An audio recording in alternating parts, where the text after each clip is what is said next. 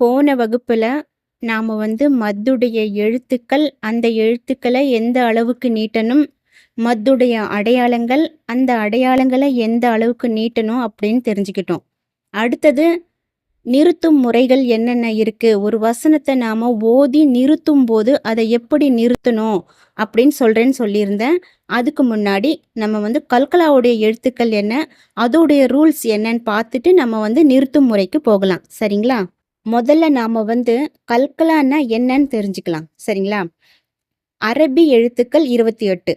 இந்த 28 எழுத்துல 5 எழுத்து மட்டும் தான் கல்கலாவுடைய எழுத்துக்கள்.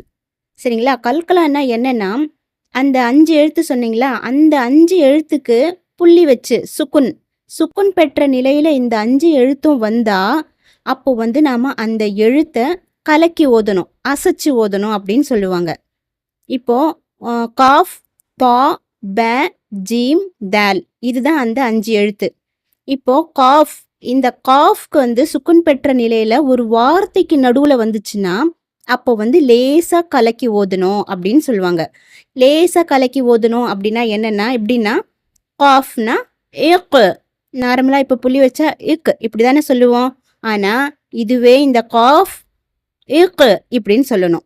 பாக்கு புள்ளி வச்சு வந்திருந்தா ஏத்து, பேக்கு புள்ளி வச்சு வந்திருந்தா இப், ஜீம்க்கு புள்ளி வச்சு வந்திருந்தா ஏஜ், தால்க்கு புள்ளி வச்சு வந்திருந்தா ஏது. சரிங்களா? இது ஒரு வார்த்தைக்கு நடுவுல நான் சொன்னது எப்படி கலக்கணும் அப்படின்னு. ஒரு வார்த்தைக்கு நடுவுல வரும்போது அதை லேசா கலக்கி ஓதணும்.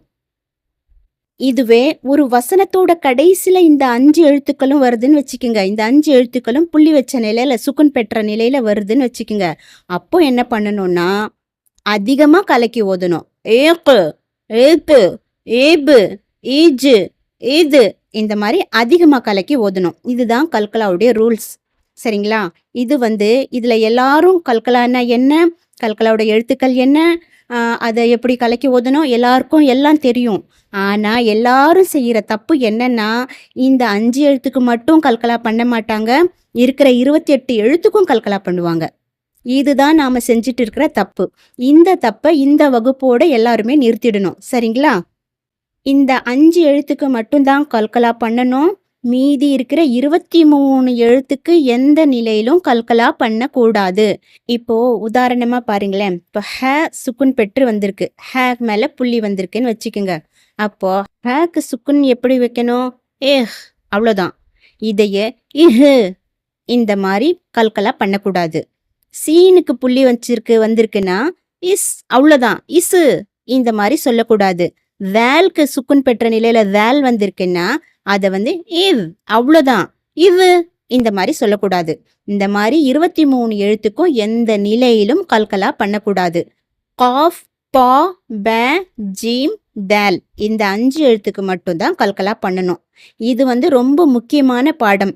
ஏன்னா நமக்கு எல்லாருமே கல்கலாவுடைய எழுத்துக்கள் என்ன அது மட்டும்தான் சொல்லி தருவாங்க. கல்கலா என்ன பண்ணணும்னு சொல்லி தருவாங்க. ஆனா 23 எழுத்துக்கு கல்கலா பண்ணக்கூடாது அப்படின்னு யாருமே நமக்கு சொல்லி கொடுத்தது இல்லை. சரிங்களா? இன்னிலிருந்து நீங்க எந்த ஒரு வசனத்தை ஓதுனாலும் இந்த மீதி இருக்கிற 23 எழுத்துக்கு கல்கலா பண்ணக்கூடாது. இதோட கல்கலாவுடைய பாடம் முடிஞ்சிருச்சு. நம்ம அடுத்த வகுப்புல ஒரு வசனத்தை நாம நிறுத்தும் போது அதை எந்த முறையில நிறுத்தணும் அப்படின்னு தெரிஞ்சுக்க போறோம். சரிங்களா? அதனால வகுப்புகளை தொடர்ந்து பார்த்துட்டு வாங்க. இந்த வகுப்புகளை பார்க்கறதால மட்டும் நமக்கு ஓதுற பயிற்சி வராது. அதனால நாம ஒரு வசனத்தை ஓத ஆரம்பிக்கிறோம்னா, நம்ம படிச்ச என்னென்ன நமக்கு இன்னைக்கு தெரிஞ்சிருக்கோ அத்தனை ரூல்ஸையும் அதில் அப்ளை பண்ணி நம்ம ஓத ஆரம்பிக்கணும். சரிங்களா? அப்போதான் நாம சரியான முறையில் ஓதுற அந்த நிலைமைக்கு நாம போக முடியும்.